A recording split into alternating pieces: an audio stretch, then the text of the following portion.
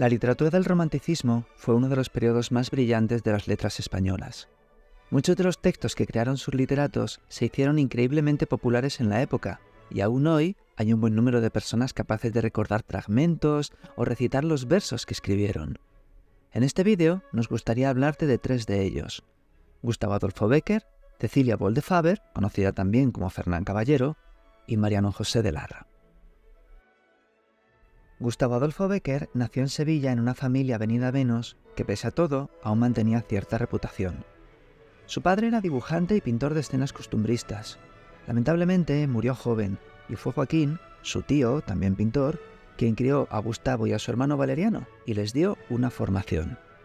A muchos les sorprende saber que Gustavo fuera un gran dibujante, pero al fin y al cabo le venía de familia y lo practicó desde que era muy pequeño. Sin embargo, y contra todo pronóstico, encontró su vocación en la literatura. Con 10 años comenzó a escribir sus primeros versos y con 12 ya había creado su primer gran poema. En la biblioteca de su madrina encontró libros de grandes poetas que le marcarían más adelante, como Espronceda y Lamartine, y comenzó a sentirse atraído por lo íntimo y lo fantástico, un mundo que tiempo después tendría ocasión de explorar. Con 18 años vino a Madrid, donde comenzó su carrera en el mundo de las letras. Sin embargo, nunca fue conocido por sus poemas o narraciones, sino más bien por los artículos que escribió para distintas revistas, sus libretos de zarzuela o sus críticas literarias. Y es que mientras vivió, su labor poética pasó completamente desapercibida. Las leyendas fueron publicadas poco a poco en distintos diarios. Desde mi celda se publicó de forma anónima en un periódico, y en cambio, de las 79 rimas que escribió, solo dio a conocer 16. Murió joven, y fue después de su muerte, gracias a la labor de sus amigos, que todas las rimas fueron publicadas. Desde entonces se han convertido en una obra clave del romanticismo, y aún hoy son leídas y admiradas por su tono íntimo, la naturalidad y la musicalidad de sus versos. El hermano de Gustavo Adolfo, Valeriano, sí continuó con la carrera artística, y llegó a convertirse en un pintor bastante reconocido. Al igual que hicieron otros artistas de la época, Valeriano recorrió la geografía española para retratar costumbres, tipos e indumentarias tradicionales que mostraran la riqueza y singularidad de las diferentes regiones de España. Hoy en día es también conocido por los retratos que hizo de la vida política, cultural y de su círculo más cercano, entre los que podemos encontrar algunas personas fascinantes, como Cecilia Bol de Faber, más conocida como Fernán Caballero. La vida de Cecilia fue una excepción a todos los niveles. Era hija de una familia acomodada y muy conservadora. Pasó sus primeros años en Alemania y recibió una cuidadísima educación que poco o nada tenía que ver con la que recibían el resto de mujeres de la época. Con 24 años ya se había casado y vivía en Sevilla, donde fue dedicándose más y más al mundo de las letras. Al principio solo recopilaba por afición canciones, cuentos, refranes y expresiones tradicionales de la cultura andaluza. Luego pasó a hacer sus primeros borradores y escritos, hasta que en 1835 publicó su primer relato en El Artista, una destacada publicación de la época en la que habían colaborado Federico de Madrazo, Rosario Valls y otros importantes creadores.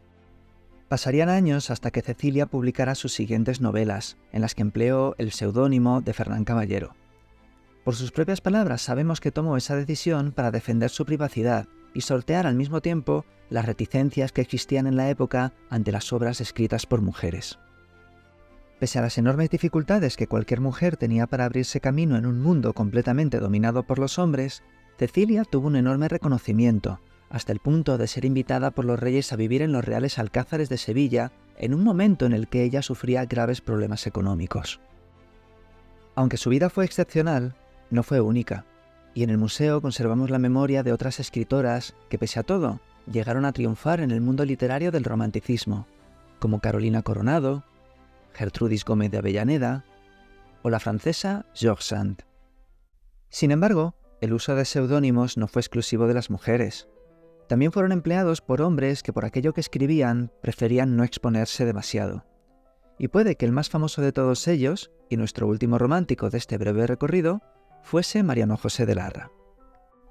A menudo, un solo seudónimo no suele valerte durante demasiado tiempo si lo que quieres es pasar desapercibido. Por ello, Larra empleó varios, como el Duende, Juan Pérez de Munguía, Fígaro o el Pobrecito Hablador. Y no era para menos, Pues Mariano era periodista político, cronista social y un liberal militante en el incendiario día a día de mediados del siglo XIX. Nadie quedaba a salvo de su afilada pluma. Ni el clero, ni los carlistas, ni las malas costumbres de sus conciudadanos, ni los poetas relamidos, ni tan siquiera los políticos liberales o moderados con sus constantes intrigas y luchas de poder. Fue un hombre muy bien relacionado, y colaboró en numerosos diarios y publicaciones en los que dio su punto de vista de todo cuanto sucedía a su alrededor. No obstante, y pese al uso de seudónimos, Larra se convirtió en una figura pública que participaba activamente en la vida política del país y que incluso llegó a postularse como diputado. Por aquel entonces, ese tipo de vida podía conllevar ciertos riesgos, y su posición tan expuesta acabó volviéndose en su contra. Fracasó en sus pretensiones políticas y con el tiempo se fue haciendo más y más impopular. En una época en la que la defensa del honor, la reputación y la imagen pública tenía aún un peso enorme, Larra se debió ver superado por toda la situación. No solo se trataba del desencanto por la situación de su país o su carrera profesional, sobre él pesaba también su vida personal, sobre la que se cernían los problemas económicos, un matrimonio roto por sus infidelidades y el abandono de su amante. El 13 de febrero de 1837, con tan solo 27 años, Larra cogió una de sus pistolas y se disparó en la cabeza. En el museo conservamos una pareja de pistolas de bolsillo que le pertenecieron. Nunca ha podido comprobarse, pero siempre se ha dicho que fue con una de ellas con la que se quitó la vida. También conservamos la camisa manchada de sangre que llevaba el día de su muerte. Porque ser romántico no era solo pertenecer a una época determinada. Ser romántico era una forma de vivir y entender la vida. Algunos, como Mariano José de Larra, se hicieron notar en la sociedad. Otros llevaron existencias más discretas, como Gustavo Adolfo Bécquer y Cecilia Bol.